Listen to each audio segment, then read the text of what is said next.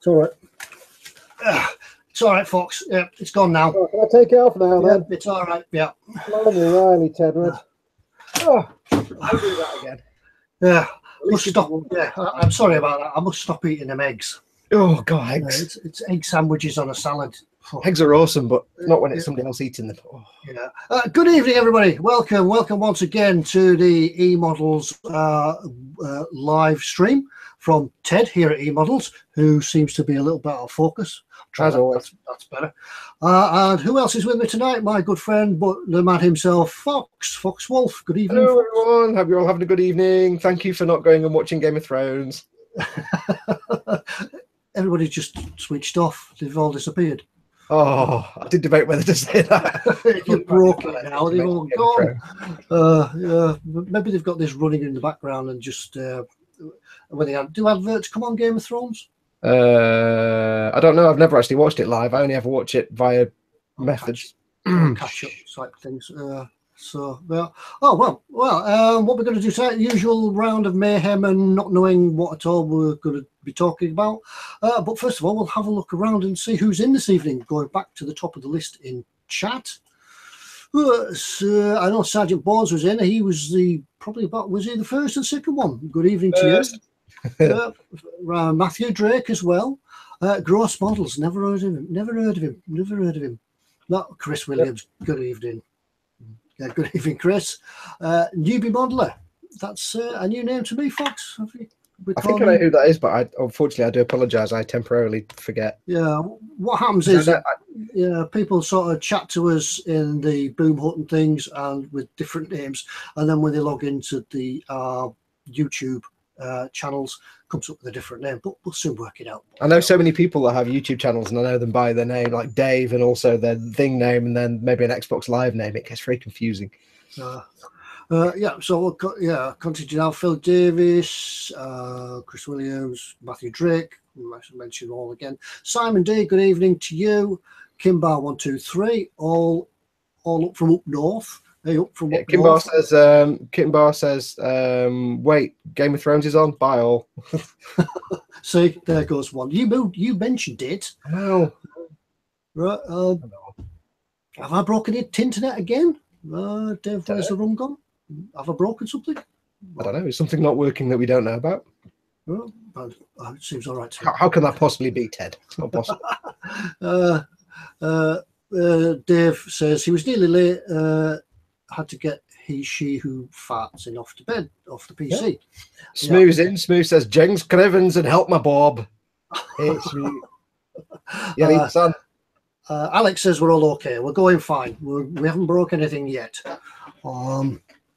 Right. What should we do tonight then? Right. What's an update on what's been on the bench? Let's get drunk and play ping pong. What have you been doing this week? Teddy's out of sync, but that's normal. Out of sync, yeah. He works like that in real life, really. Yeah. Like a bad spaghetti western. And Kimbar says Crevens is a word that doesn't get used anywhere near enough. I really wish somebody in the chat was called James, because then I can call him Jamesy. All right, Jamesy. Jamesy. Or Rob. Hey, Rob. Let's not start all that again. Yeah, it's bad accent time. Yeah. Have you ever done anything this week, Mr. Fox? Yes, I have some things to show off. Oh. The latest Eagle bill went up. So on that, you will have seen that I made some doohickeys. I made the... Oh, then I dropped them on the floor. Now it's under my chair. I don't want to run over it. Hang on. Do you know? That didn't go well. Yes, I made the bits that go around the sides of the pods at the back and the front. I also finished the spine. Whoa. Nice and straight. So that was my model making work this week. I also did that thing where you go on Amazon and you buy stuff and then you forget. And I might have bought something that's a bit big. I'll show you. Oh, big stuff. I'll show you. I might have accidentally bought this.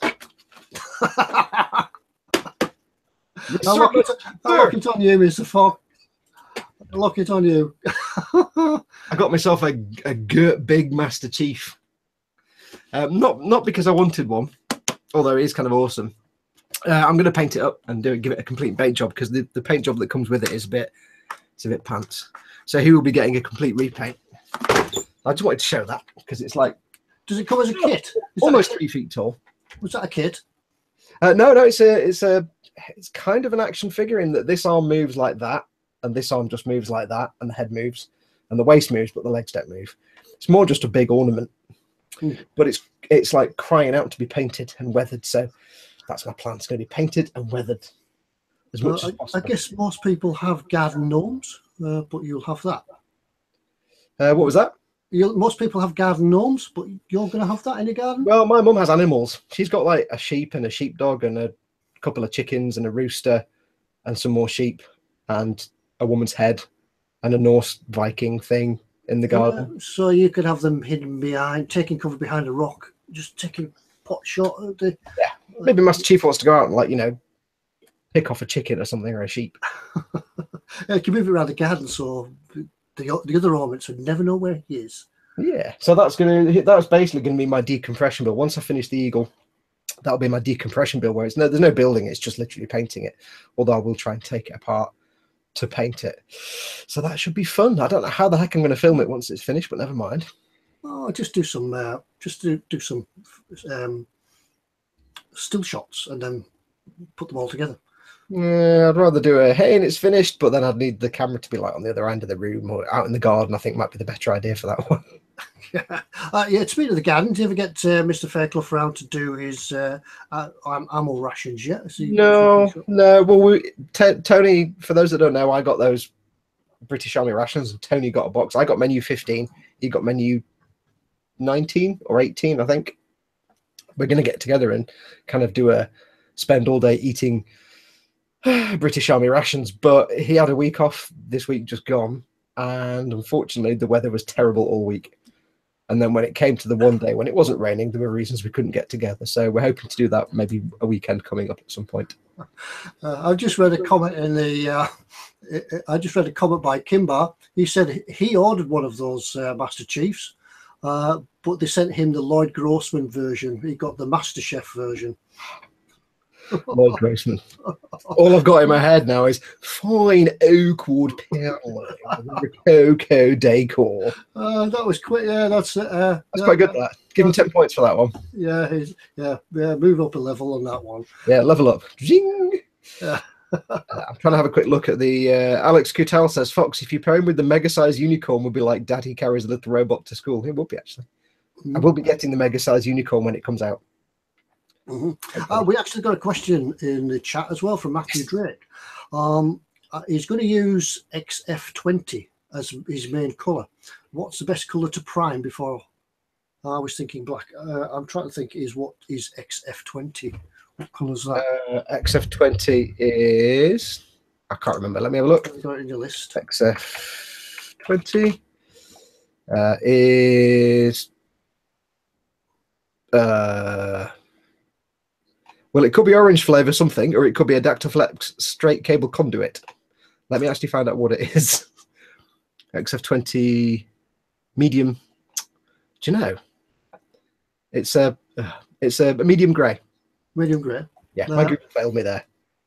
What was the question?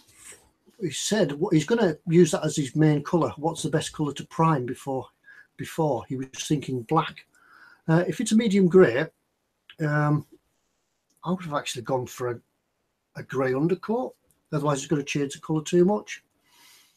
Depends on the colour of the kit, though, as well, the colour of plastic. If the plastic is, say, white, you probably don't want to prime it in white, unless you add a little bit of, say, red or something to the primer. I'd say if you want it to be that colour, go with the white. If you can prime it in white, do that. Black, like you say, Ted, black would darken it a little bit. It will blue it slightly. We'll give it a bluer tone to it. Yeah. So, yeah, medium grey, XF20. Yeah, I would go with the grey. Although, having said that, I'm priming the Eagle in black. And it's a white ship. But I'm going to be going over it with the grey colour first to block out the black and then go over it with the white. Because I want to get some sort of shading on it, so I'm going for the black primer first. So you could paint it in black primer and then a darker grey colour and then the medium grey on top. Yeah, depends on the subject, what you want to do with it. But the undercoat, the primers will change the colour slightly. So yeah, and it depends how close of a grey it is. Without seeing it, I don't know if I've got a pot. It's kind of from what I saw, it was kind of a slightly warm grey. Yeah, no, I haven't got that one. Yeah, so yeah, it could be a different colour to the grey primer, so you will be able to tell when you've put it on. Yeah, so that should do for that one. Oh, right. Yeah, we have a question. We have a question from Ron Mack. He says, in a video on YouTube, a guy said you have to wash your plastic and alcohol before you paint. Is that right?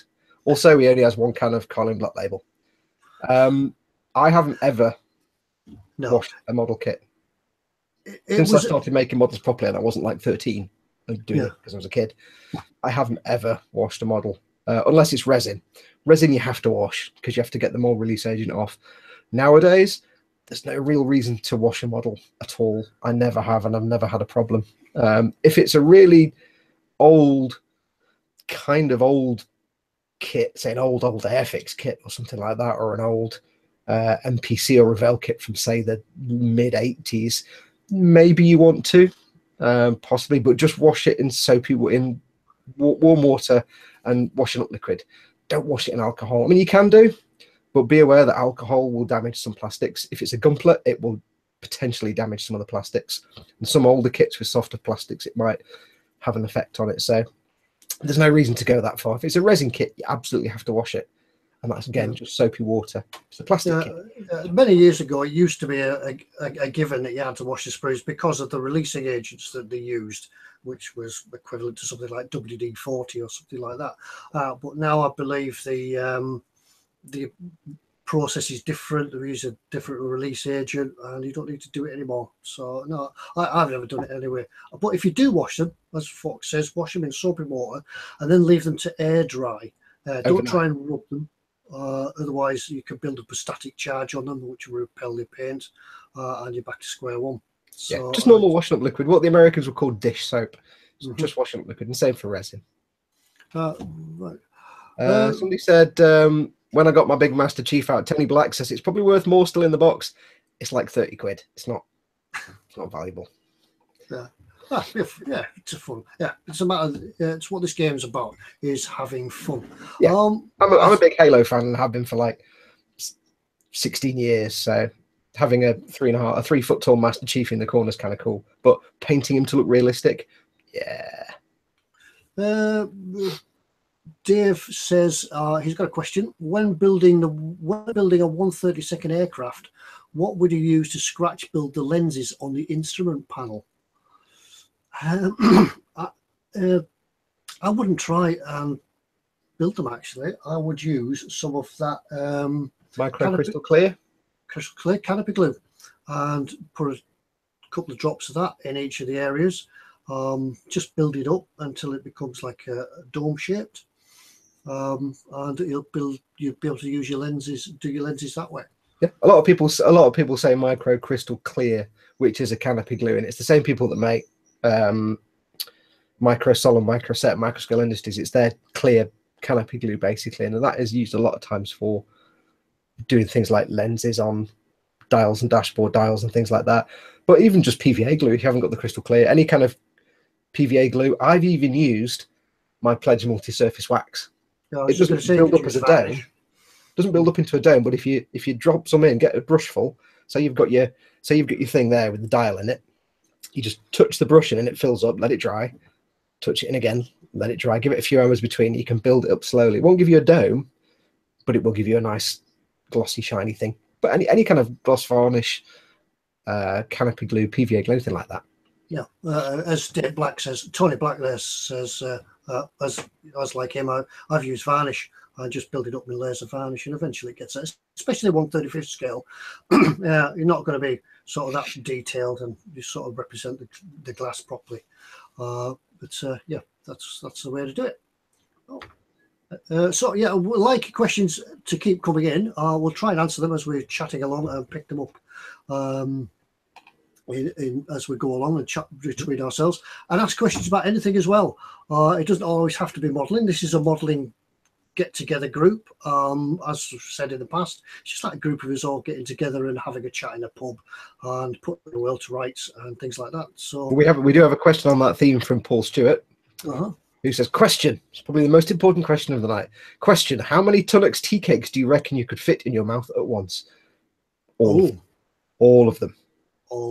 I have on occasion had 4 Tunnocks tea cakes in my mouth at the same time. It wasn't necessarily pleasant, but I could do it. They come in packs of 6, so you couldn't manage the extra 6. Aye. The extra 2. Aye. Nice few tea cakes in your face. A tactical way would be to take the marshmallow off the top, put that in the back. I am out of focus a little bit. You could take the marshmallow off the top, ram that in the back, and then get the stack the 6 biscuits together, and they could go in afterwards. Do you think you could do it then? You get a bit too tactical there. That's like the do you nibble the edge of the Jaffa cake off? You just eat the Jaffa cake. None of this nonsense with the nibbling. A couple of questions. Chris Williams says, "Where's Fox's headset?" I'm trying speakers tonight because wearing the headset's a right pain in the bum. So if I have my volume down low enough, I can hear Tedward, but hopefully it doesn't feed back into the microphone. If you do get any feedback coming through, let me know. Yeah, I have tried it with mine, but my speakers are positioned too close to the microphone, so we do get feedback. Mine seems to be, my microphone's here and it's cardioid, so it might just not pick them up. Another question, this is for you, Tedward. The Orc Boy says, question, Ted, have you got the Bane Blade yet? Let me have a look under the bench. Postman hasn't turned up yet. He must have got lost in the post. I've ordered it. He's not going to get a Bane Blade. He's never going to get a Bane Blade. I'm going to have to actually save up and spend money to buy one to send it to him. Yeah, I'm just waiting for the postman. He must have got lost. Yes. Ron Max says, question, you know the markings on an Airfix kit, the RAF ones like DWD, are they genuine markings or made up? So like the lettering down the side? I think the genuine markings. You know about the squadron markings? Yeah, like the lettering down the side. The call sign markings. Yeah, I think they're actually genuine ones. I think Airfix and all the others would do the research, and usually they'll take pictures, take it from a picture of an actual aircraft, so there's something to relate to. And sometimes they'll have the history of the aircraft as well, saying this was flown by Squadron Raider Ginger Brummel, and it was active in such and such a theatre. So I probably think it would be they would be genuine. Yeah, I actually saw a little documentary once, and it was from Tamiya, and it was like how they make models. It was really old. It's a long time ago, and it was following these guys as they were basically they were going to do a new tank kit. And I can't remember what tank it was. It was a German tank of some sort, and it showed them like going around a museum where this tank was, and they were measuring. This was like back in the 80s, so they were literally measuring every single surface and facet edge to get all, and writing down all the dimensions, and they're taking photographs and stuff. And I think at the end of it, when it showed it, they released it, the tank and the markings were the tank in the museum. So I think a lot of times they will tend to base it on an actual vehicle. Yeah. Not all the time, I guess. Some manufacturers just kind of make it up, but especially with aircraft. I think Airfix would do, because Airfix are kind of, I don't know, I think Airfix would try and make it as accurate as possible. Yeah, because you'll see there'll always be the rivet counters out there that will come back and say that these markings don't relate to any specific model, or that wasn't active in that theatre and was destroyed in 1939. And Northwest Modeler says a good thing, actually. He says if you put the tail markings into Google, it will bring up the details. So yeah, that's a point. It has the number on the back. I actually I keep meaning to at some point. I really must get a Lancaster kit because I need to make my granddad's Lancaster. So I'll have to get myself some custom decals for the call sign on the side. You'll probably find that if you're going to Telford, if you find his aircraft and you go to Telford, there will be a set for that model. Yeah, or there'll be a generic set with all the different letters. I'd love to make my granddad's Lancaster. It wasn't a regular Lancaster. It was an ABC, an airborne cigar. So it's like a Lancaster, but it has all the jamming and radio equipment hanging off the bottom. It's kind of my brothers were looking into my granddad's history in the war and what he did, and it was all super secret stuff. And he had like, we were doing the research, just to go off on a tangent, doing the research, and he was in his 101st Squadron, he was in the airborne cigar thing, and they had like a regular crew, but he was Irish. There was a Welsh guy called Taffy, strangely enough. There was a guy from Mauritius, bizarrely, and his name was Terrier, something or other Terrier, a guy from Mauritius. And you don't think of RAF or any sort of British Army being black, but he was on this flight crew, which is kind of cool.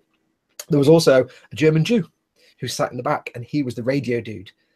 And what he did was they flew over like combat in Europe, and they either jammed all the transmissions so the Germans didn't know what was going on in the planes, or he would pretend to be a German controller and misdirect the planes away from them, away from where they were. And it was all super, super secret. And it was only like all the stuff was only kind of made public in the last 10 or 15 years. But apparently the guy in the back, the German Jew guy in the back, who was Polish, German Jewish guy, he was German because he could speak German. Obviously he was a refugee. He always wore running shoes. Get away. Yeah, if they crashed, he'd be knackered. If he crashed in Germany and he's a German Jew, he'd be like, yeah. So he always wore running shoes. Unfortunately, they all kind of crashed and they all died. But here in Barrow, speaking about the Poles and flying aircraft and speaking different languages, here in Barrow, we used to, in the war, we used to have a training squadron. It was a training airfield from Walney. And at one time, the whole of the squadron was grounded because they were all Polish, and nobody could understand the instructions given to them from ground control. So they considered them unsafe to fly and grounded them to learn English. So it's just a little bit of trivia there. People have asked if Odo has been washed yet. No, I keep forgetting. Yeah, he's still got the bird poop on him. It's authentic. It's authentic. He just kind of watches me work, so I kind of forget he's there. He's very quiet. He's very well behaved. We've got a question from Fester's 67 Workshop. Ted, I've never built a tank. Do I have any suggestions for a scale and type? Type as in type of tank or type of kit? I don't know. What I would suggest is that you get one of the Tamiya kits. I think everybody in the chat will sort of try to confirm that that's a great kit to start with, and maybe have a go at the Challenger 2. This one, which is on the eModels YouTube page of the easy beginner build for the first tank. That's an ideal starting point. Brilliant little model, nicely detailed. I could do with weathering this one up a little bit now, but I built it as a beginner for a beginner, using basic tools, basic techniques, and just having a bit of fun with it and getting you into building. So if you want to have a look at that one, that's the Challenger tank from Tamiya. Yeah, go and have a look on YouTube, but that's what I'd recommend having a go at. I would say if you're saying what I want to make a particular kind of thing, which one should I build? I'd give you the same advice to someone saying I want to make a Gunpla, which should be my first Gunpla. Whichever one you think looks the coolest. Mm-hmm. If you see a tank and think that looks awesome, I want to build that, then build that one. There's a lot of different tanks out there, so have a look and see which one tickles your fancy the most. But yeah, Tamiya is a good starting point because Tamiya are like one of the best model manufacturers, but they're also not one of the most complex. So some of the older kits are quite good for beginners because they're not super complex. Yeah, but if you don't, as Fox said, if you don't want to do the Challenger tank, have a look at all the others. Yeah, millions of them. You know, you might do something like a Chieftain or something like that. But yeah, don't go for. I would say if it's your first one ever, don't go for one that's got individual track links because you'll just end up. Just go with a rubber band. Just go with something nice. The older Tamiya tanks just have the rubber tracks. Have a look on the eModels webpage. I'll pick something from there, cheap and cheerful. Have a go at it. But if you're doing something you enjoy, you're more likely to finish it than thinking, "Oh, I've just built this because everybody said it was worth building and I don't like it." Yeah, do it. If you don't like it, you just put it to one side and you never get back to it. Northwest Modeler has an interesting question. How do you paint walls to look like walls? Do you mean interior walls or like flat walls, or do you mean sort of brick or stone walls like you get in the countryside? What kind of wall do you mean, Alan? Mm-hmm. But certainly if you're doing brick walls, I would do an oil wash for the grout and cement between the bricks. Bring the detail out that way. There's certainly I don't know if MIG do a video tutorial on that. I'm not sure if it's them or somebody else, but there is somebody out there doing a full tutorial for brickwork buildings. That's I can't think who it is. I'll have to Google it and look it I know up. Tony did.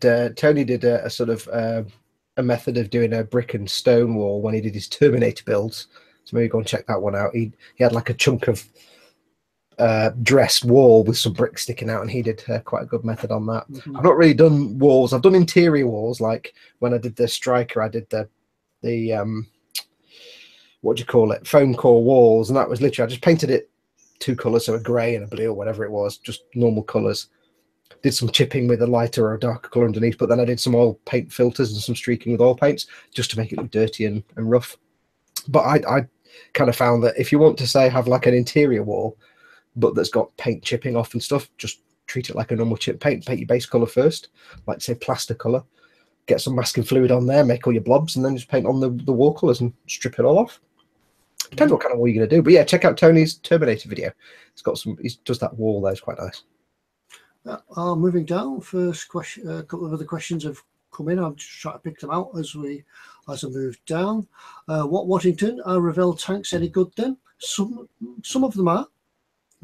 Some of the older ones are not too good, but some of the more modern kits have got better than the old stuff. Never actually built Revell armor. I've got a Foxx APC down in the corner down there that I need to build at some point. It looks quite good.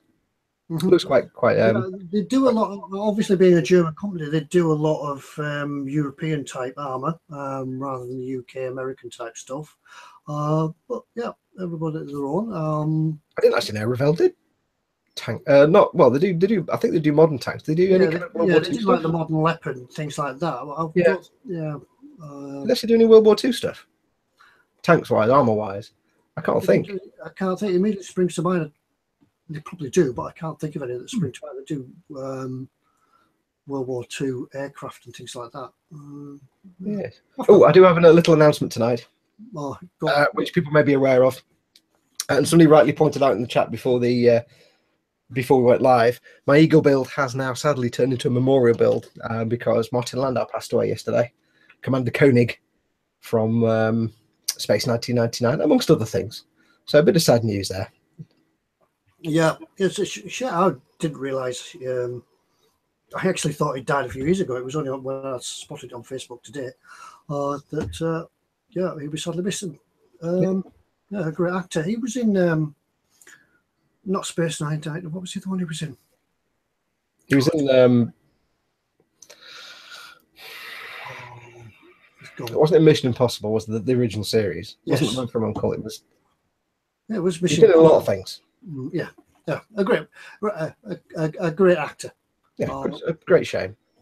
Phil Rhodes says, "Do we remember the 1970s BBC series Model World?" Yeah, I remember that. Do you remember it? Bob Symes. I don't remember that. No, with my in-depth knowledge of really bad BBC series from the 70s and 80s, I don't actually remember that one. Yeah, it was like I don't know if you have to look that up, but later on I'm watching now, aren't I? Do you remember that the great model maker and engineer Bob Symes? Do you remember him? I remember Bob Symes. Oh, he's a fantastic fellow with his white beard and talking in that really sort of instructional type BBC voice. And yeah, they brought a book out with it as well, and within the book you could have a model warship. I can't remember what else. Yeah, there was a model warship which there was probably like a hussar on horseback. In those days, there was like a Napoleonic hussar or something. Yeah, there was the model warship that you could build out of balsa wood, and I think there was 2 other models as well. There was plans in the back of this model book, but a brilliant series. And he was a fantastic engineer. I remember he had a working steam railway in his garden, a garden gauge railway, a G gauge. I think I remember about that. I remember seeing that on something. Oh, but it was fantastic. That guy, as an engineer, had forgotten more about engineering than I will ever know. I'm guessing this is probably one of those Sunday afternoon programs that would say it was after See Here, but before Apcar Hack or something, and it was one of those Sunday programs. I guess. I can't remember when it was on. I know they did repeat it, but I've never ever seen it again. And I've looked on YouTube and I can't find it. Kimbo123 says it's on YouTube and worth a look. Is it? It's on YouTube. Oh, I must have another look. Right, I've lost where I was now. Jared B says, how often do you change the filter on your spray booth? I'd say not regularly enough. Mine gets crusty. Mine gets crusty, and I forget, and then I just remember like once every 6 months. Yeah, I tend to take mine outside and bang it and brush it down, and so then I do that. Yeah. If you're going to do that, by the way, here's a handy tip. If you're going to take your filter outside and declog it, put it in a plastic bag. Get a plastic bag, hold it at the top with it in the bag, and just use something to batter it inside. Because if you just hold it out and do that, you'll get this volcanic pyroclastic flow of all your paint particles, and you'll just come back looking like you've been down a mine. So do it outside. Do it in a bag. A bit of nostalgia coming in there. Phil Rhodes said the other model in the model book was a sailing boat. I think you're quite right, it was. Ron Max says, do any of you remember the bloke in the shed who spoke about old machines? And somebody said Jack Hargreaves. Jack Hargreaves. Hargreaves, wasn't he the one that narrated? No, that was Jack Smith. That was Experiment was Jack Smith. Jack Hargreaves. Jack Hargreaves. How? Yeah, I was going to say, yeah, it was How. How. Oh, yeah. Oh, that was Magpie. That was Magpie. Sorry. I'm getting me Magpie and me How confused. Yeah, brilliant. All those sort of informative school programs around at the time, they're brilliant. Yeah, How used to sort of burn things down and explode things. And then there was the Boffiny type guy who did experiments, and then there was Jack Hargreaves who'd talk about sort of woodland things. And yeah, Northwest Modeler says Jack Hargreaves smoked a pipe. I think, yeah, you did. You remember that? Whittle things out of wood. Then there was the woman who can't recall whatever she did. I don't remember much about How or the other one, Magpie. But I have vague memories of them. I thought you would have been a Magpie person instead of a Blue Peter. No, I didn't like Blue Peter. Blue Peter was far too middle class and clean, and I say this is very most exciting. It was just nonsense. I was always a Tiswas watcher, not a Swap Shop watcher. So I was always the rebellious. I always liked Warner Brothers cartoons, not Disney cartoons. So right, a swap shop. A swap shop when you phoned up and said, "I've got the equivalent of a Game Boy, and I'd like a Nintendo or something, something much better. I've got this TV monitor, and I would like a 42-inch plasma, please." Has anybody? I don't think you'd be having that conversation in like 1983, but there you go. Yeah. Well, the equivalent, whatever. Well, I want to swap my Atari 2600 for a scale extra. Thank you. Right, yeah, Dave, where the Bucket of Water song and the Phantom Flanflinger was on Tiswas. Phantom Flanflinger. Phantom Flanflinger. And Lenny Henry, that's where that where he started? Yeah, with his what were the processed milk? No, something or other milk sandwiches, butties. What is the kind of milk you get? Not processed milk. What's it called? Carnation. No, it's called something. I can't remember anyway. No. We're all having a Sally James moment. Yeah, well, we're written on about Lenny Henry. People are thinking about Sally James. Yeah, family show. Condensed milk. Condensed milk, yes. Condensed milk sandwiches. Right. Let's. We've wandered off again into. We've waffled off into nostalgia. It always goes that way. Nostalgia is brilliant. Brilliant for creating conversations.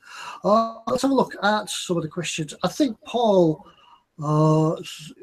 Stewart has sent us in some more trivia questions as well. He said, let's veer away from models with tonight's questions. Yeah, okay, let's go that way. Because we've been talking about models now for at least an hour, non-stop, with no breaks. So we can talk about something else. What are our top 5 favourite films? I'll let you go first, Ted. Oh, it has to be some of the Ealing comedies. Wow, you're not that old. No, but I like the Ealing comedies. I like the Carry On films. Was that supposed to be a Sid James? Matron. Yeah. Some of the Carry On films. Carry On Regardless. Not Carry On Emmanuel. That was rubbish. Carry On Screaming. That was a good one. You have a go now, Foxx. Well, that was a really short list of 5 there, Ted. Yeah, I found 2. Favourite films. Well, there's 2 easy ones. Oh yeah, Phil Rhodes said Titchfield Thunderbolt. That was brilliant. That was a good film. Titchfield Thunderbolt. See, I remember things like The Man in the White Suit and the original Arsenic and Old Lace, which was very good. Oh, that was a good one. Yeah. But anyway, yes, Passport to Pimlico was a good old one, old Ealing comedy style. You remember that one, Ted? Passport to Pimlico. Yeah, Passport to A little Pimlico. bit. London declares independence. That's when Anyway. they declared themselves an independent state, wasn't it? Yeah, in the centre of London. And anyway, my list. So the obvious ones: Blade Runner, obvs. I think somebody said that. Yeah. Yeah. Andy, Wrath of Khan, absolutely on there. Best of all the Star Trek films, bar none. I would say Silent Running. The sci-fi Silent Running. Yeah, it's an old 70s sci-fi. Capricorn 1, another 70s, not really sci-fi, but sort of not really sci-fi. And All the President's Men. So 3 old 70s movies. 3 old 70s movies from the era when you had a movie where it was about 3 minutes worth of material, but they made it last an hour and a half, but it worked really well. If you've never watched All the President's Men or Capricorn 1, go and watch them. Just go and watch them. Capricorn 1 is brilliant. It's just... A few people are coming up here with the old Ealing stuff. The Lady Killers, Lavender Hill Mob. Yeah, Lavender Hill Mob. Yeah, Simon D says Huey and Dewey. Yeah, from Cool. From they said cool. I said Cool Runnings then, didn't I? I nearly Silent Running, not Cool Runnings. Cool Runnings were a terrible film. Silent Running was and obviously I like some of the old World War II propaganda films that came after, sort of saying what hero. Which reminds me, there's a new Dunkirk coming out, isn't there?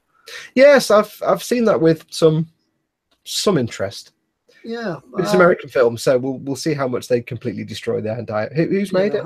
I'm not quite sure who's made it. For some reason, I thought it was. We'll see how much they can massacre actual history, and because like the whole thing, like the Enigma machine was discovered by an American on a German U-boat rather than it wasn't. Yeah, no doubt the Americans will be sailing over the horizon to save everybody at Dunkirk. But the original Dunkirk, that was good. Yeah, Paul Stewart says 12 Angry Men. I forgot about that. Yeah. So we're all showing our age now. 12 Angry Men is one of those seminal films you have to watch. Christopher Nolan's making the Dunkirk film. Okay, well, we'll see how it turns out. I'll stay open-minded about it. I'll try not to catch any sort of spoilers or clips of it, and then I'll decide whether or not I want to go and see it. Silent Green. All these films coming up that I forgot to mention.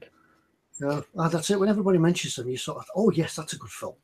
But I don't want to watch too many clips of it. I want to go if I'm going to go and see it, I want to go and see it in its entirety, not having bits and pieces. I did go. I think the last film I went to see was the new Dad's Army film, and it was rubbish. I could have told you that before you got us. Did you watch? I don't know if anybody in the chat will have known this. People outside the UK probably won't have even known it existed or haven't seen it. But did you watch the sort of the comedy drama about the making of Dad's Army, where it showed the cast all getting together and then filming the first few episodes and the producers and stuff? You remember how they had one with the BBC doing Doctor Who in it? It was the same kind of thing, and it was the two writers, how they got together, and it was all the characters. Yes, I did see that. Yeah, the guy they got to play, the actor that played Captain Mannering, whose name Arthur Lowe escapes me, was spot on as the actor that played Captain Mannering. It was like perfect. Yeah, I've forgotten his name. But yeah, that was really, really good, because they managed to get the casting of all the people playing the actors, for the most part, pretty good. I do like Dad's Army. There was a series. There was a few of them done. They did Steptoe and Son as well, didn't they? And then they did Dad's Army, and they did I think. I can't remember now. Yeah, there was a few of them done. Yeah. But, Northwest Modeler says Blade Runner follow-up books are better. I've not read the books, but have you seen the trailer for the new movie? What do you think of that, Alan? I'm looking at it and thinking, I'm not terrified by it. I'm not running away from it. I'm not that keen on the music.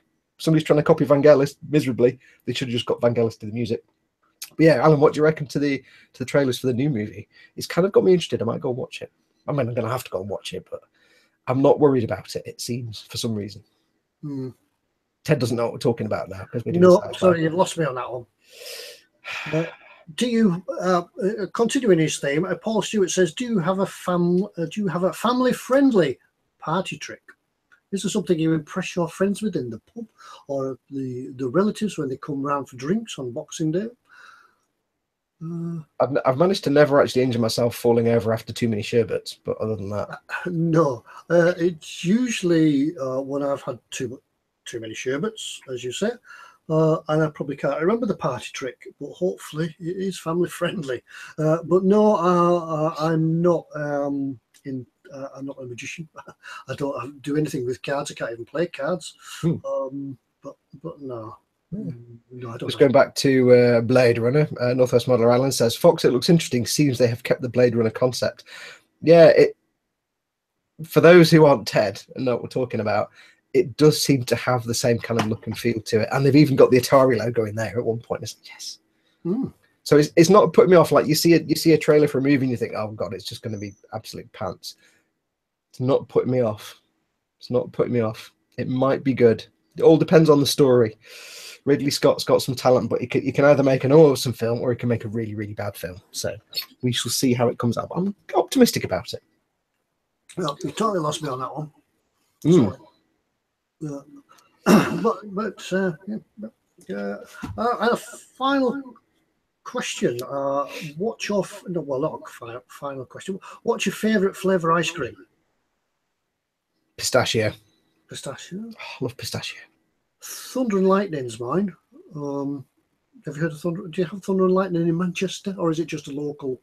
Is that a Cumbrian thing? I've been to the little ice cream hut on Bardsea seawall. That's where you get it from. Thunder and Lightning ice cream. Yeah, because they have the best ice cream. I have to say, if anybody's ever driving through the lakes, there's a little tiny village called Ulverston and there's a little tiny village called Bardsea, and they've got like 5 residents in both.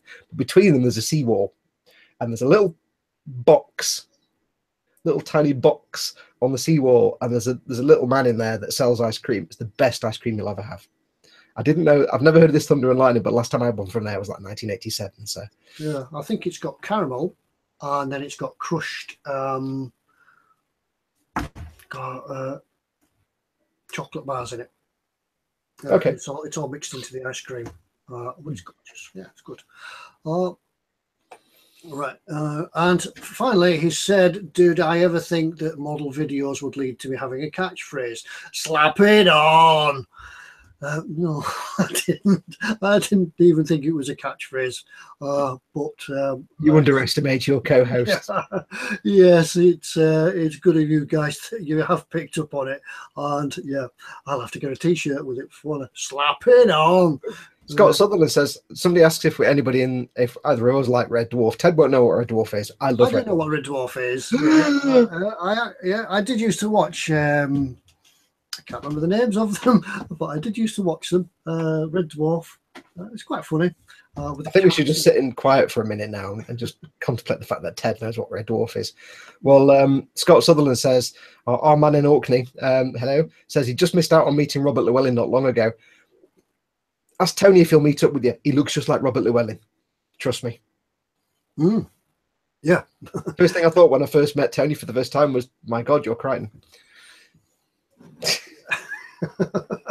Yeah, did you post a picture of him the other week? Wasn't there a picture went up the other week and you thought it was Tony? I posted there's a photograph on the net of Robert Llewellyn on a high street somewhere pulling a silly face, and for some reason I actually thought it was genuinely Tony. I was like, why are you doing this picture? And he went, that's not me, that's Robert Llewellyn. Andy says, what are our thoughts on a female Doctor Who? Which obviously is quite topical to a few of you guys out there. What are your thoughts on a female Doctor Who? Kick ass is my thought. Love it. I can see the point, but I personally think it's just like the BBC. It's just like the BBC pandering to the PC brigade. I don't know, because it's what I think it's one of those things that's been overdue for a long time. Because the Time Lords can change; they can be men or women. They can change. It doesn't matter what they are. I don't care if it's a man or woman. I think it's awesome. I saw the whatever her name is in Broadchurch, and she's pretty damn good. So I have a lot of optimism for her in the new series. My optimism is fine for her. Chris Chibnall, on the other hand, who's going to be the new showrunner. His episodes have not been the best, so we'll have to wait and see what he's like as a showrunner. Well, it's better than having Mark Gatiss, because Mark Gatiss is all his episodes are absolute pap.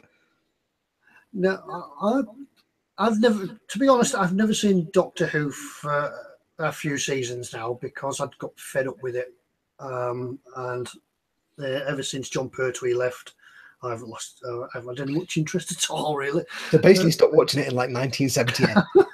You've got no point, you've got no context for this change whatsoever. After the Brigadier and his troops stopped jumping out of Land Rovers, Ted, you need to go and watch some New Who. Start with Eccleston in his ears and work your way through Tennant.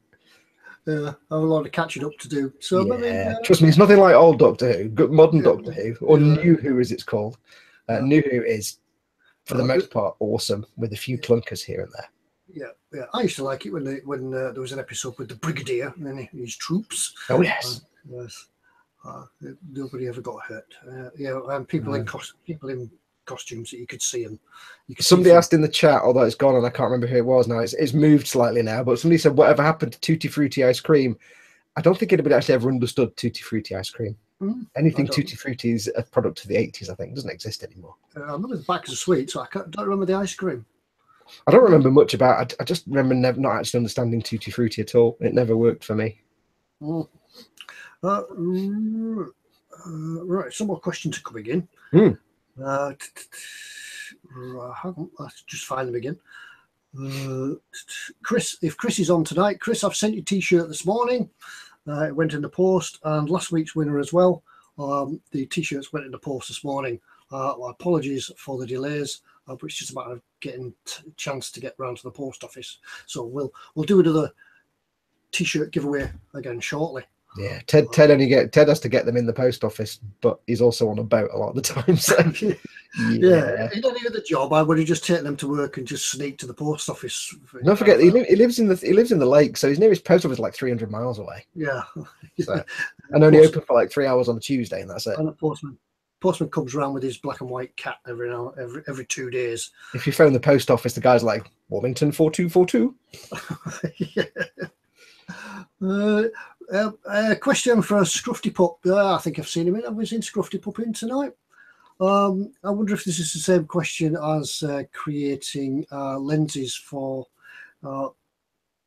aircraft cockpits. He's recently started. Oh, sorry, no, this is a different one altogether. Sorry, pay attention. It's not. Read the script. Yeah, it's a question from Scruffy Pup.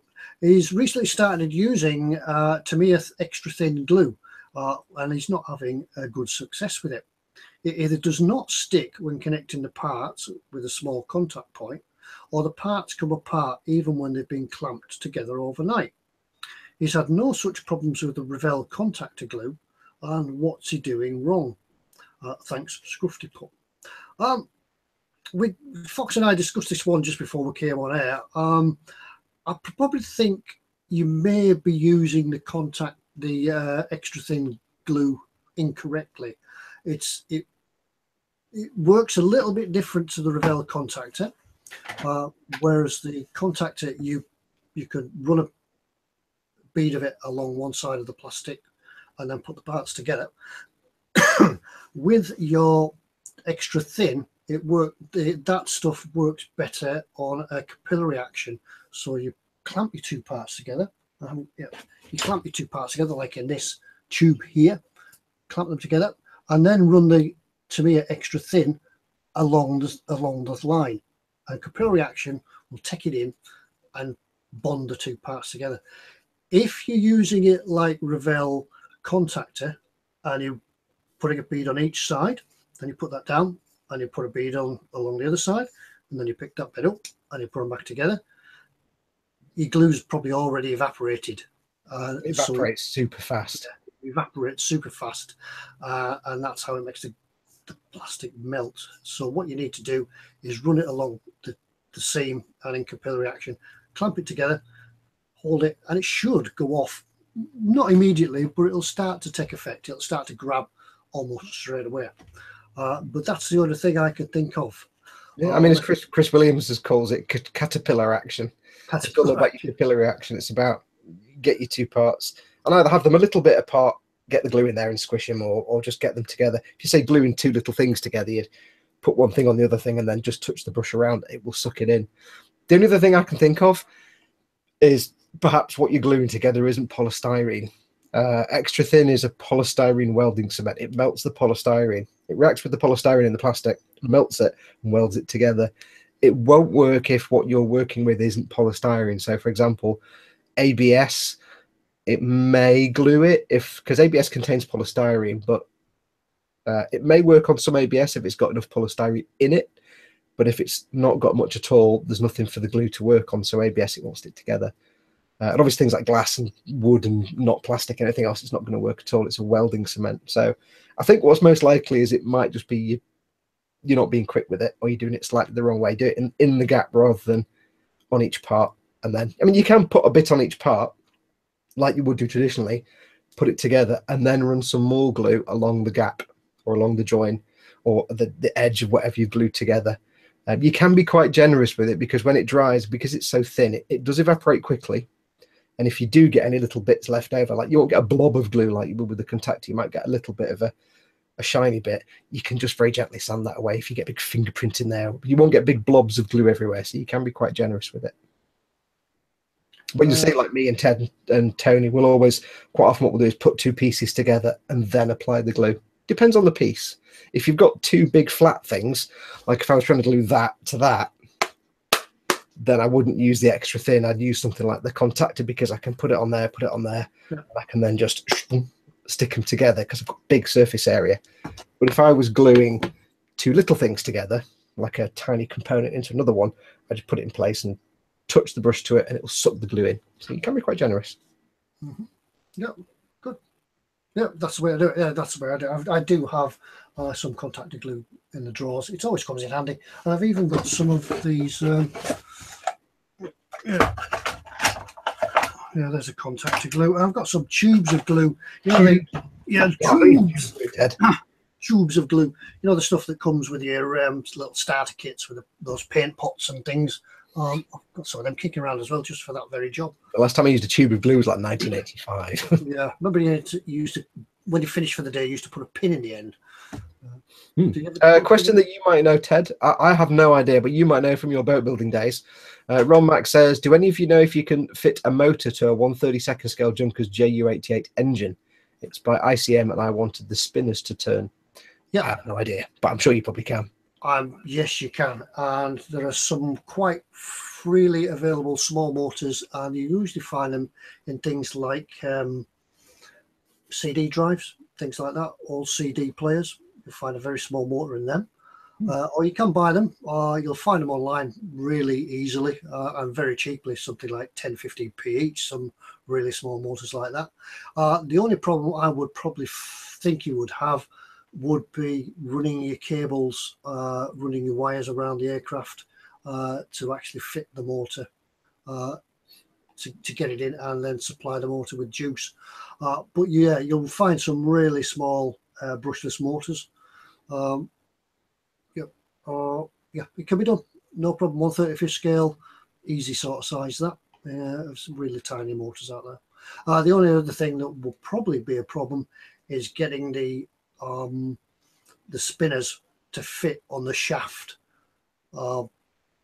because the shafts are very tiny. A bit of jiggling there, wouldn't you, Ted? A bit of fidgeting, a bit of fettling. You'd have to fettle it up. Yeah, you'd have to find somewhere. Some of them you'll find will have long shafts on them. Some are small. It's just a matter of searching around. But yeah, it's easy. It'll be easy to do. Just a way of once you found to get the wires in. Somebody in the chat, and it's gone again dead fast, but somebody, oh no, Making Models, Carl says, I would say Tandy's the place to go, but I don't think they're still open.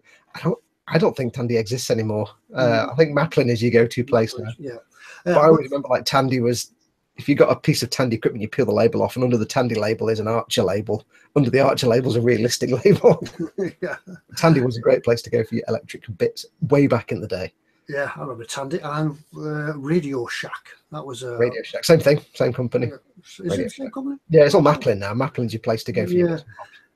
But I know nothing about electrics and stuff. Yeah, Maplin may have them, but it might be some of the things that strangely they may not stock because they're not a popular item. But you'll find bags of them on the Intertubes. Yeah, you can find everything on the Intertubes. I bought 2,500 assorted springs for some reason. Yeah, Smooth's Workshop, RC servo motors. Yeah, that's it. That's where I've seen them. You'll find some in there. Hmm. Tiny motors. And he was being nostalgic. yeah, this is an old servo heart, one of my old bottle boats. Yeah, you'll find one in there. Take them apart. You can get micro servers as well that are about half the size of this, or even smaller. You can take these apart and still leave these wires connected, so you could have some sort of speed control on them. Reverse the motors. Yeah. See, if you're really clever and you're into all this nonsense, and I can't do electrics at all, so if you're into your electrics and stuff and your electronics, theoretically, I'm guessing you could get an Arduino board and hook it up to your motor so that you could have the engines spinning up, spinning down. You could add sound to it. There's all kinds of things you could do to it. But yeah, you will be able to get the little tiny motors. Even things like an old video game controller. The Rumble is a small motor with a teardrop shaped. What's it called in a thing where you've got the? Yeah. Is it an offset cam where it's got like a thing? It's just a cam. Yeah, that's what makes your mobile phone vibrate. If you've got an old Nokia, an old mobile phone that had vibrate on it, and you don't use it anymore, take it apart. There'll be a little motor in there. Yeah, that's it. Yeah, it's all coming back. It's all coming back to me now. Where you can get these motors from? They're everywhere. Yeah. And Kimbar123 says, not just me that takes the old things apart for motors and gears. And I just take them apart. I smashed a TV up in my back garden once with a hammer. That's how we all learned things when we were at school, wasn't it? We just took things apart. Yeah. We could never put them back together, but we just took things apart. Yeah. Lord Barkley III to me says, or toys in the £1 shop. Yeah, there'll probably be some electrical toys in there that have got spinny things on them. All kinds of places. Yeah, brilliant. Yeah, loads of ideas out there, but yeah, it can be done. I did find that question actually now. Going on to another question. It was by Ted Grafton. Was it Ted that asked the last question? What's the best way to mushroom a plastic rod? He's not having much luck with a candle. I'm trying to make a smooth dome shape about 4 to 5 millimeters wide using clear rod. Really, Ted, I think you're going to struggle. Especially if now I don't know whether you want the dome to remain clear when you say using clear rod, or you're perhaps wanting it to use for lights or something like that to spread the light out. The only way I could think of doing it is make yourself a 4 to 5 millimeter dome sort of die in a piece of wood or something, drill something in, and then push the rod into that when it's heated up. But if you're trying to keep it clear, as you melt it, I don't think it's going to work too well. And also, clear rod is more acrylic than styrene.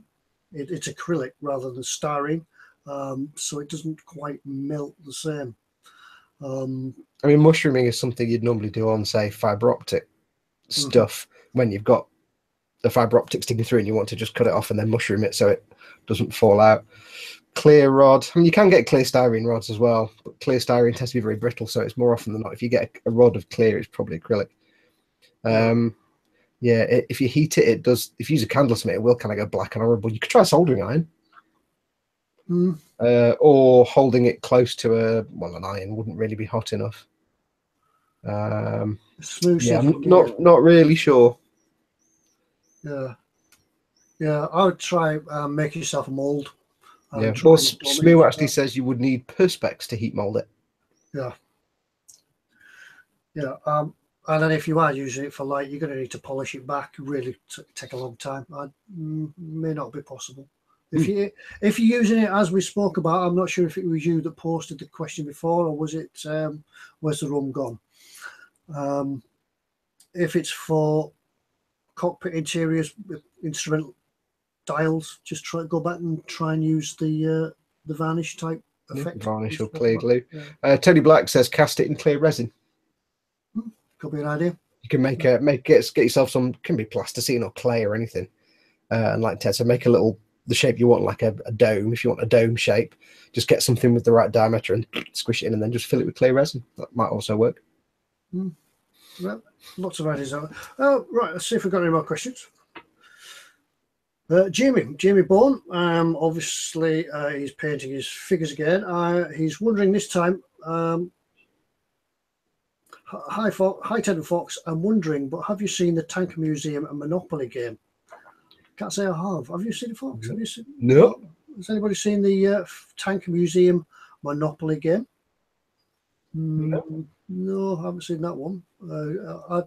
There are varying versions of the Monopoly now, isn't there? I think there's Coronation Street Monopoly, things like that. There was a big hoo-ha because there was a Star Wars Force Awakens Monopoly. And there was a big outcry because Daisy Ridley, the lead actress, Daisy Ridley, wasn't in the set. And everybody's like, oh my God, you've missed her out because she's a woman. And now the set's being kind of discontinued. She's been put in the set, but apparently nobody wanted to buy the set anyway. It just hasn't sold. And his second question is the easiest way to paint 135th American D-Day uniform colours because he has the AK interactive paint set for American uniforms. I would say the easiest way to do that is what we spoke about lots of times, is use a wet palette and blend your colours.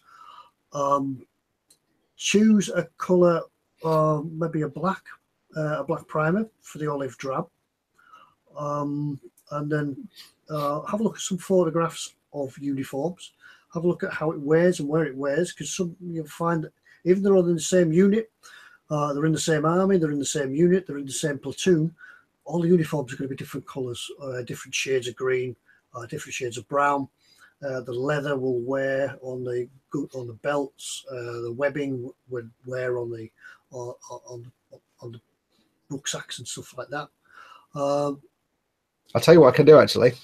If I can run away from the camera for a second, I've actually got a World War II M1943 jacket. Yeah, I know the colour won't come out properly on camera, but I'll go and grab it if you want. Yeah, I'll go get it. Let's have a look. Give me 1 second. Yeah, there's loads of films out there, and there's some pretty good films.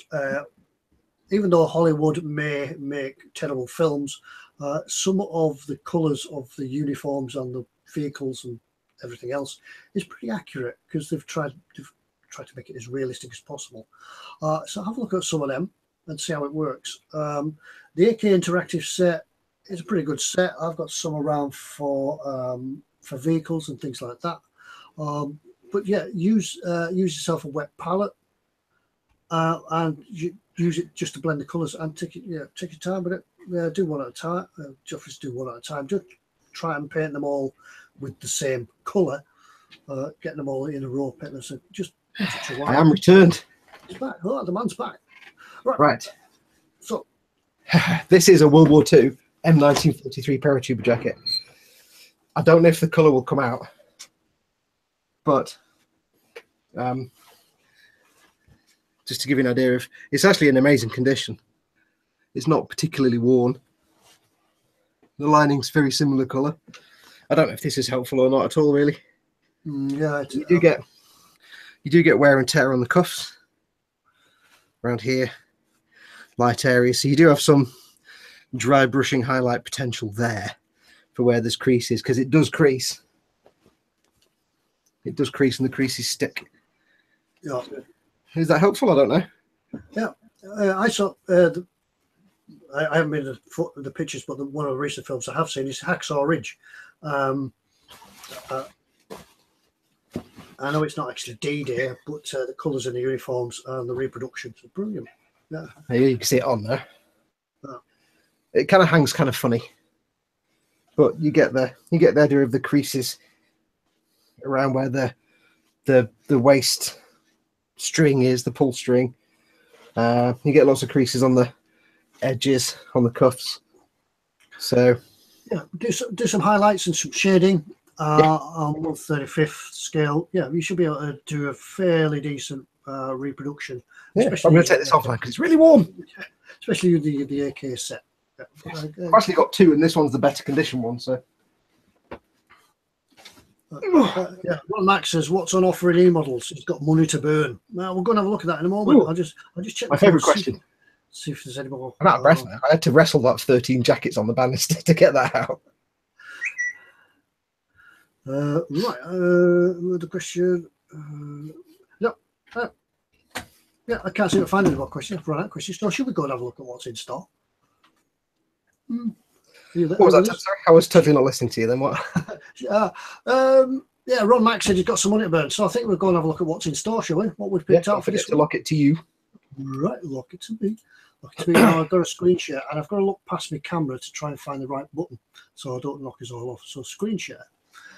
Share the screen and I can come all the way over here and we can find out what's in store today. Yeah, well, what we've done, we've had a look at both sides of what's in store. We've had a look at the offers and what's in store. And the first one we found this week was the Kitty Hawk Belle Huey.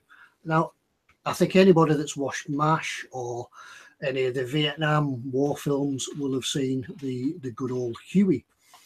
Oops, blocking that out. Nice little model in a 1/48 scale. So look at some of the pictures of it. Quite detailed. We could see there how we can open or you can display the panels open to have a look at the engine. Obviously got an interior with a door gun. Next picture.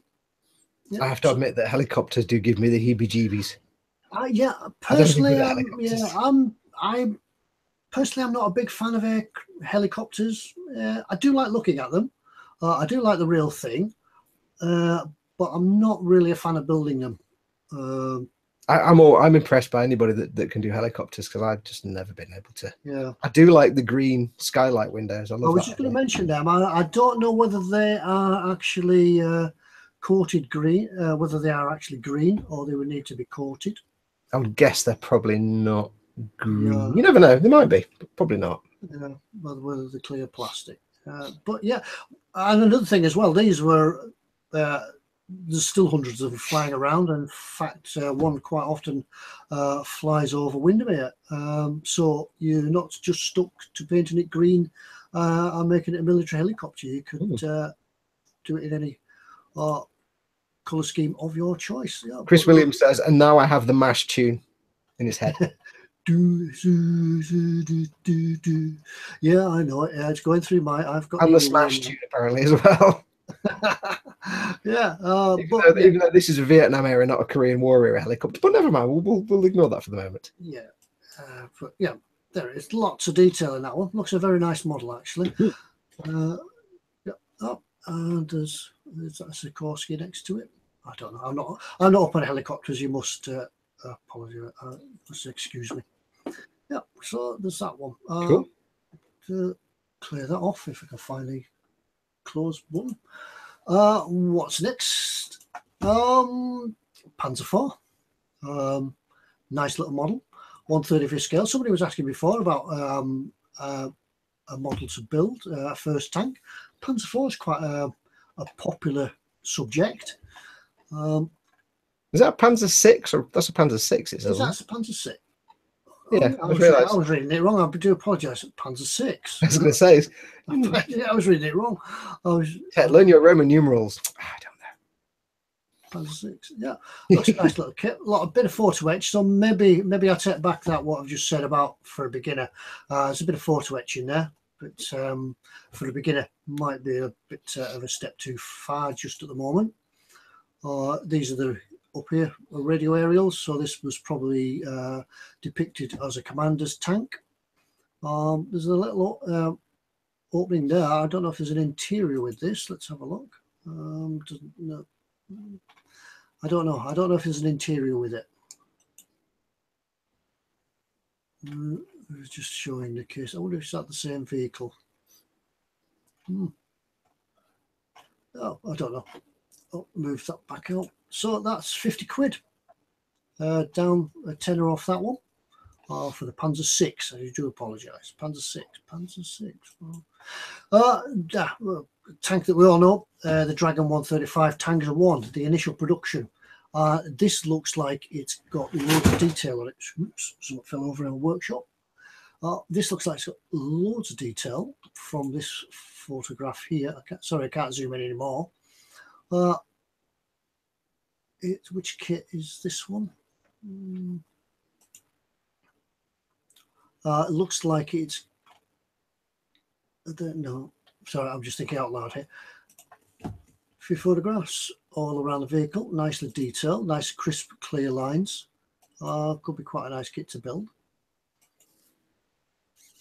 Is that a Dragon? Did you say, Ted? I'm just asking. It is a dragon. Yes, Yeah, you can't go wrong. You can't go wrong. Dragon do good kits. Yeah, no problem with that one. New tooling, new tooled hull bottom with correct drains and hatches for initial tigers. Newly tooled EF tracks, open wide guide horns, 3 lengths included to model either standard or mirrored tracks. So there's quite a lot of detail there. Accurate welded jointed turret chin. So it looks like they've gone to town on this one. Hatch with interior detail. Yeah. Screw holes in gun sleeve.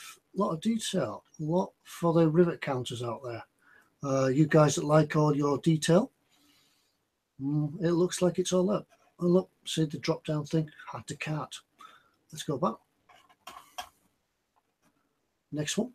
Cool. What's the next one, Ted? The next one is the Revell. A bit different, I think, for this one. A bit different for a change. Different. More. Oops, moving on. It's a new tooling by Revell. Probably means they've got somebody else to make it. The Revell 172nd Douglas C-54 Skymaster. It's got civilian planes for a change, isn't it? Yeah, it's a bit of a transport aircraft. Nice. Looks like it's going to give you a good challenge with the old bare metal effects if you paint it in that scheme. Yeah, could be interesting. Full flap detail. It's got a nice interior detail there. I don't know how you're going to see all this unless you do some cutaways. Or just knowing to yourself that it's in there. Some nice detail inside. Some undercarriage work. You were a matron. Yes, will be a challenge for you bare metal enthusiasts. Actually looks like a really good kit, that, to be honest. And I have no interest in civilian aircraft, but I'm thinking, yeah, it looks pretty good, actually. There's some of the detail there. Looks like it's set up for parachutes. Maybe looks like some sort of big exit door there, doesn't it? And the configuration of the seats inside. But I'm probably thinking that those seats could be easily whipped out so they could chuck cargo in. So that's that one. So it's a nice bit of artwork as well. That. I kept saying civilian. It's not actually civilian at all. It's a troop transport. Well, sort of a general workhorse for the Air Force, getting things from A to B. Right, we'll clear that screen. So that's 39. Now this one, I know we showed this before. We showed it a few weeks ago when we did our bit of a nostalgia and when we'd been to visit the guys at eModels, and we came back after seeing this one on the shelf. But we thought I'd bring it to thought would be worthy of a mention because of the drop in price, down now to £63.50. I think Foxx can tell you more about this because I don't know anything about it. Well, apart from the screen's really tiny and I can't read it, but yes, it's the Terminator 2 anti-killer tag. The box is huge. When we saw it on the shelf, and I was like, "Hello, you didn't tell me you had sci-fi models in, Pete." He's like, "Yeah, we got a few." But yes, I've seen this built. I've not built it myself. I have seen the kit, and I know someone who's built it, and it's actually a really nice kit. But it's got a massive price drop from 80 quid down to 63.50. So if you've been umming and ahhing about getting this, now is a good chance because we don't know how long these offers will be on the offers page. They could be for a day, could be for a week, could be for a month, could be for 2.5 minutes. So if you've been thinking about this and umming and ahhing, getting it now at almost 20 quid off almost. Absolutely, definitely a good idea. It's prime for lighting up as well. It'd be a great kit to light up. Yeah, what we have found out while we're on about the offers is that what we have found out, and we've had feedback from eModels as well, that after our show tonight and after it goes out within the first few days, a lot of this stuff does actually move off the shelf as people have seen them. So it's a good idea if you are thinking of it. We're not trying to do a sales pitch or anything like that. We're just trying to give you the heads up. If you are thinking about it, get one put in your basket and get it bought because these offers go out of stock, as Pete's told us that people pick it up. They don't always watch the live stream live, but they pick it up on YouTube, maybe in a different time zone, and they watch it and order stuff. And as our friend said before, that they sometimes wait till the what's on offer section has come up to see what is on offer, and they go and get it. Right, I'll clear the stop screen sharing. I'll come back. There we are. We're back. And out of focus. Always, Ted. Always out of focus. Don't forget to unlock it as well for me. Yeah, I'll unlock it as well. There we go. There we go. Unlocked. Yeah. So good little range of stuff on there. Mm-hmm. It's always worth checking the offer section just because it does change regularly. And some of the stuff will last for a while, and some of the stuff will be on there not for long, and some of the stuff might just sell out really quick. So there's loads of other stuff. There's a really awesome AK interactive kit bag. There's some great aircraft weathering books. One thing that caught my eye was a little selection of 172nd Roman soldiers, which I was like, it's cool. Do you like painting your figures and your historical battles? There's tons of stuff on there. Go and have a look. There's pages and pages of good deals and offers. Yeah. Yep, as I say, if you look at it, don't think twice, because it might be gone tomorrow, and it's not far off payday either. So have a go. Yeah. We did have a question from. I must have missed it because I can't. When I'm doing the what's in store, I can't see the chat anymore. So, yes. I just wanted to mention it was Dave. A question from Dave's. Why is the rum gone Barker? Question from Tommy, his son Tommy. What is your favourite Star Wars model, and what is your favourite Star Wars film? Ted won't be able to answer that in any way, shape, or form. What's that big round spaceship thing? Millennium Falcon. Is that the big round? Is that the disc plate? I'm just going to let you struggle for a minute and then. Yeah. Is that the one that looks like a wok? Yeah, it's a hamburger with an olive stuck next to it. My favourite Star Wars model so far has been the Fine Molds Millennium Falcon. However, at some point I will get the Bandai Perfect Grade Millennium Falcon, and that'll probably be my favourite from that point on. Favourite film, Empire Strikes Back. Empire Strikes Back. But can't beat Empire Strikes Back. Other than the first Star Wars film, I can't say that I've seen any others. So for me, it has to be the first one. Whatever that was called. Was it just called Star Wars? It wasn't called Star Wars Part 1 or Star Wars Part 4, A New Hope was the first one. Wait, what? The first one? The first one. Was it just called Star Wars?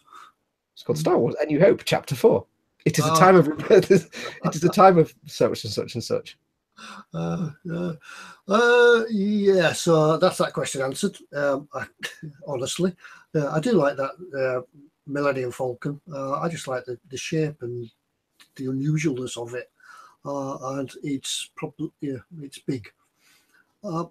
Anyway, moving on. Smoo says, question: the new Mig Jimenez book on water effects, eModels posted up. It looks to be written in Spanish. You tend to get Mig Jimenez is a Spanish company, and they publish their stuff in English and Spanish. Yeah, what they've probably done is sent eModels a generic picture of it. Yeah, which will be in Spanish. It'll be the English version. Yeah, if you do order it and it is a Spanish version, give the guys a ring. And so you send me the Spanish one. If you look at the way Mig does their videos, they always release them in English. Yeah, you can pay me in euros, and I'll send you a Spanish one. Yeah. Yeah, they'll just be stock pictures that Ammo sent eModels. Yeah. So they'll be going off whatever pictures they've been sent. But yes, they'll be. Glad you pointed that out. Yes. If Peter's watching, he'll get it sorted. Yeah. Sort it out, lad. Sort it out, lad. Sort it out. Right. Giveaway time. I haven't thought of a question tonight. We'll do a t-shirt. I've got a t-shirt here. What size t-shirt are we on this time, Ted? We've only got. I have in my hand a medium. The other ones, I think we've got a few left, are XXL. So it's either medium or XXL for a Mig Jimenez t-shirt ammo of Mig.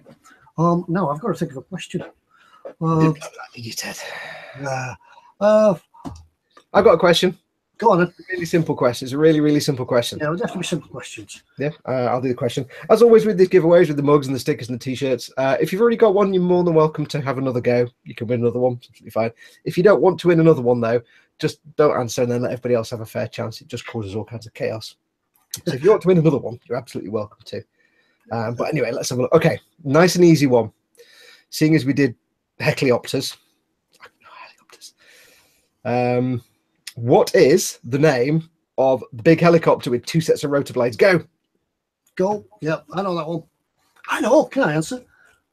Pineapple pizza? No. No, there's one that's a 40. No. TK1, nope. Cheese on it, nope. There's all past answers. There we go. Nate Bliss. Chinook, so Nate Bliss. Chinook, he's the winner. Nate Bliss comes in. As we always say, there's the first person that we see on our screens that says it in the order we see him. So Nate Bliss, well done. You've said Chinook. Yeah. I will put the email address in the chat. Yeah. Send an email address. Send an email address. I can't type and talk at the same time. To ted@emodels.co.uk. Send Ted an email with your name and address, and he'll get that sent off to you. ted@emodels.co.uk. Yeah, it's sort of rubbed off that bit now. Anyway, yeah. Thank you very much, Nate. And the next one we will do for a cup in a moment when I thought of a question. Okay. Yeah, thank you very much for that, Nate. We'll get your yeah. Oh, let Ted know what size you want as well. Yes, sorry. Yeah. What is it? Medium, what have you got medium or XXL. Yeah. It's what? Sorry, Ted. It's medium or XXL. Yes. Yeah, that's all I've got. Yeah. So Medium or XXL. Yeah. Right. Yeah. I really need to sort of. Unfortunately, I really need to dash to that. I've just got a text off the wife asking where I am because we have visitors this evening. So I took some time out from them. I sent my apologies and said I've got to go talk to the guys on the eModels. So here I am. So we're going to do an eModels giveaway of the mug. And now this is a fairly simple question to answer because we've already given you it. We've already given you the answer. So I'm just going to ask again. Should I? Yeah, I'll do it. I'll go straight into it and ask the question for the mug. Mig Jimenez, where does it come from? Go. Can anyone remember where Mig Jimenez comes from? I don't mean he's actually. Chinook, says Paul Stewart. Alex Cutal says Spain straight away. There you go. Yeah, there we are, Alex. Thank you. Obviously listening and quickest. Yeah. Alex Cutal says Spain. Nice one. Well done. Okay, Alex. Wattington says Stevenage. yeah. We didn't want his exact address, but the country of origin, the country where he says he comes from, anyway, will do us. So, Alex Cutal, thank you very much, Alex. Could you send your address to me, please? At ted@emodels.co.uk. I'll fire that one off to Pete at eModels and he'll get your mug sent out to you. Thank you very much, everyone. That shows that somebody was listening anyway. Yes. Right. Have you guys any more questions? The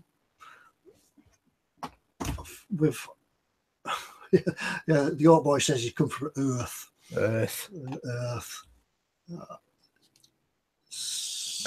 KFC says what Wattington? yeah, emails are coming. Nate, thank you very much. I've got your email. It's just popped through. I heard you get that email. Yeah.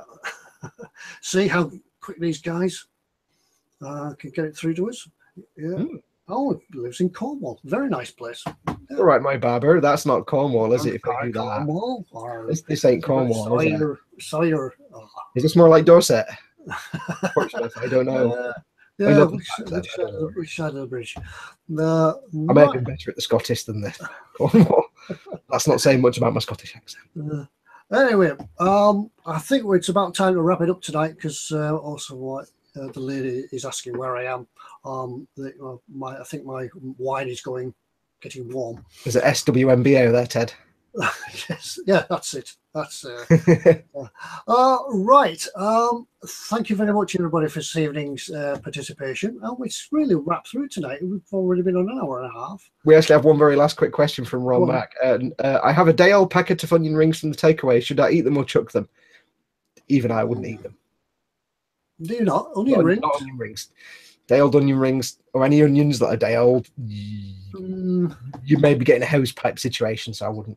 They'll probably we will leave the run. We will leave the chat running for everybody else to give you good advice on binning or eating onion rings after a day. Yeah. I mean, onion rings. Words. I know that onion rings are best hot.